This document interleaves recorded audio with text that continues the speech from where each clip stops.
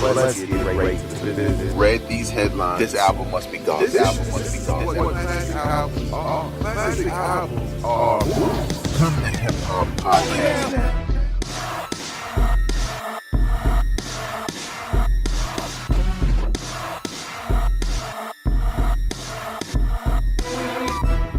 What up, y'all? I am your host, Vegas, and welcome to Hip Hop Now Podcast Extra, a podcast designed to catch you up on all things hip hop music and culture that happen throughout the week.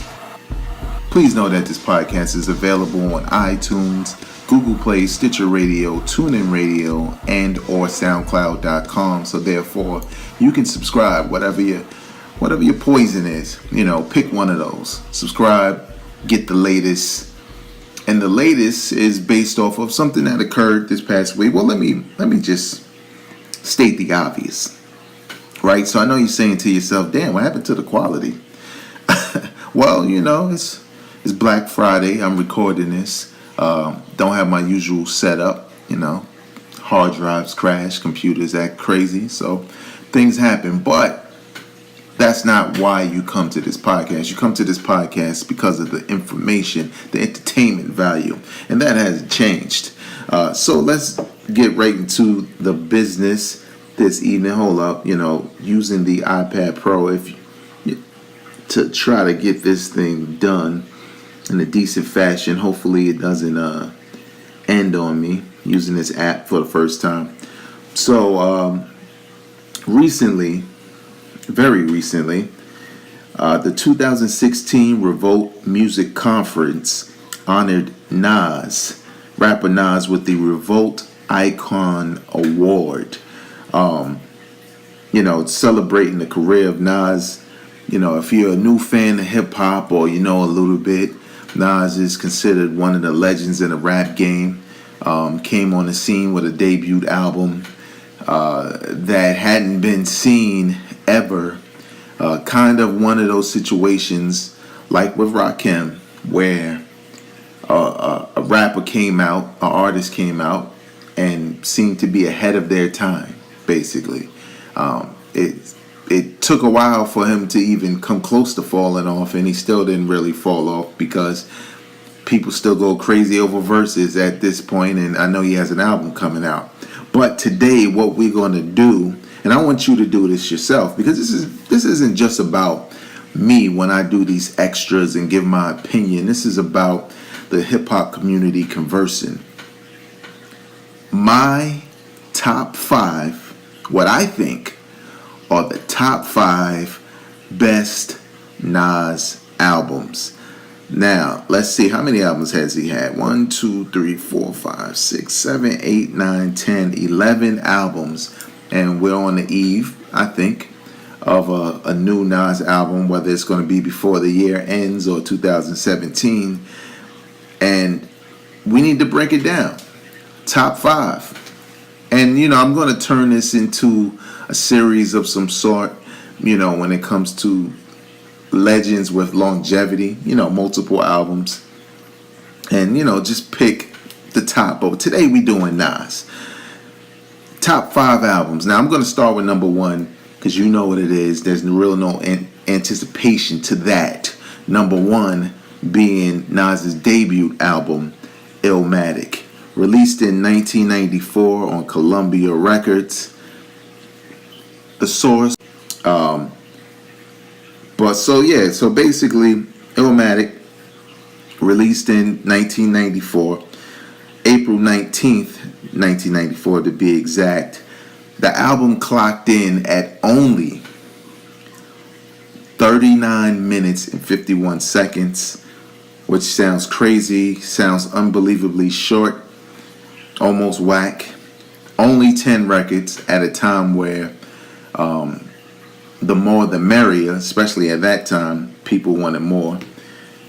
Production, Pete Rock, DJ Premier, Large Professor, Q-Tip of A Tribe Called Quest, LES out of QB, and that was unheard of at the time.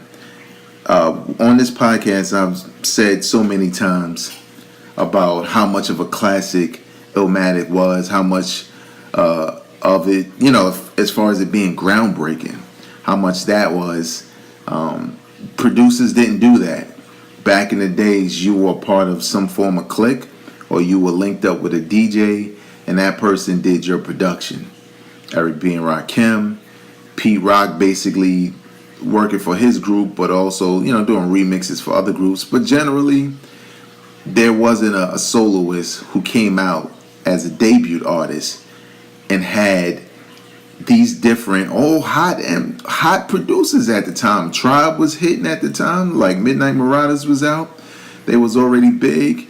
DJ Premier and Gangstar was already doing their things. They had a close to 5 mic album and Hard to Earn. Pete Rock had, made his name. Large Professor was doing his thing on the solo tip. You know what I'm saying? LES was the only one that was a newcomer. And it just made way for a dope album. Standout cuts, and I know sometimes it's crazy to even say so, but for me personally, New York State of Mind, that is just one of those tracks like Gangstar's Mass Appeal. When you hear it, it is the essence of East Coast, golden era, early 90s hip hop. It's the essence, the beat, the dirtiness of the beat, the rhymes. It's the antithesis of, there's a big word for you, of listening to what, the old heads scream about. Also, can't forget Life's a Bitch. AZ debatably had the best verse on that record. Go back and look. What else I liked a lot on here? I loved Memory Lane. One Love, produced by Q-Tip. Love that joint, which is basically a letter to the homies that were locked up. It Ain't Hard to Tell, of course. And Represent. And when I first heard Illmatic, if you go back and listen to my Illmatic episode, my whole connection to the situation. But when I first heard Illmatic, I was a little bit, listening with a different ear. So I wasn't blown away by it. I thought it was good, of course, but I wasn't blown away on the first listen. But once I got to Represent, I was pretty confident, he's nice. Sure, I heard everything that was there. I need to listen a couple times again to really call it a classic. This is what I'm saying to myself at the time. But when I heard Represent, that was kind of it. That was the signal, this is crazy. So Illmatic, no brainer. Number 1 for me as far as top 5 Nas records. Number 2 though, Stillmatic. You didn't see that coming. Stillmatic, released in 2001 on Columbia, also to be exact, December 18th, 2001. What makes this my number 2 is the fact that leading up to this point, right, Nas had gone downhill basically. Album to album had gone downhill, with Nostradamus kind of feeling like he was finished. Like, this album is completely garbage except for 2 records, Project Window and You Owe Me, and maybe another one, but those are the standouts. And most people felt, I think he's done. I think his run is up. Jay-Z took shots at him. You know what happened next. Stillmatic comes out. Not only is he answering the question as far as does he still have it, he's also showing people who wants him to make Illmatic Part 2, Part 3, Part 4, Part 5. He's showing them that he's Stillmatic. He's still the Illmatic MC that you remember, but he's grown. And that's why I like this album so much. The energy behind the release of this album, when this joint came out, it was all over the radio. It was like, for him, it was like being born again in this hip hop situation. There's another album where that kind of happened also, but that's coming up soon. And it's on this list. Standout cuts, obviously. Ether, Jay-Z diss, one of the greatest, if not the greatest diss record of all time, in my opinion. You're the Man was dope. Rewind. Nas is basically telling a story backwards. Come on, man. Hip hop, man. One Mic. A song that to that time Nas hadn't made a record like that felt so personal and passionate. And it was the perfect record for him at that time. Second Childhood, I like that because of what he has to say to a couple of people, topics in there. Very entertaining record. The Flyers, him and AZ, Cool Out record.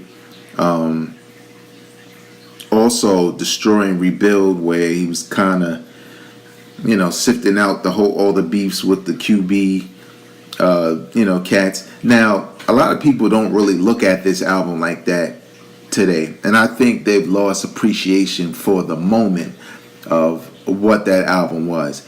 Everybody had it. Everybody was talking about it. Everybody was playing it.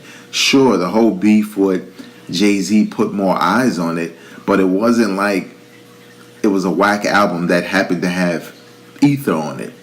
It wasn't like some of those LL albums, like Walk Like a Panther or Walking with a Panther, whatever it's called, where, there's like 2 or 3 major hits for him on there, but the album's garbage for the most part.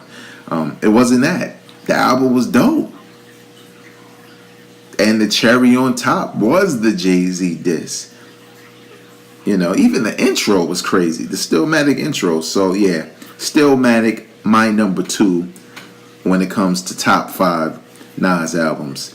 Number 3, very debatable between 1 and 2, but it was written. Of course it was written. Released in the summer of 1996, July 2nd to be exact. This album was crazy because it was one of those situations where, how do you follow up Illmatic? And this was also Nas shedding some of that boom bap underground stuff to try to blow up, and he did. For all the accolades that Illmatic gets, it wasn't platinum for a very long time, but it was written was. And some of that is the reason why it wouldn't be my number 2, because he sound, at least at this point in time, he sound more comfortable on the gutter beats than he did on the the quote unquote more radio friendly beats. But nevertheless, still a dope album.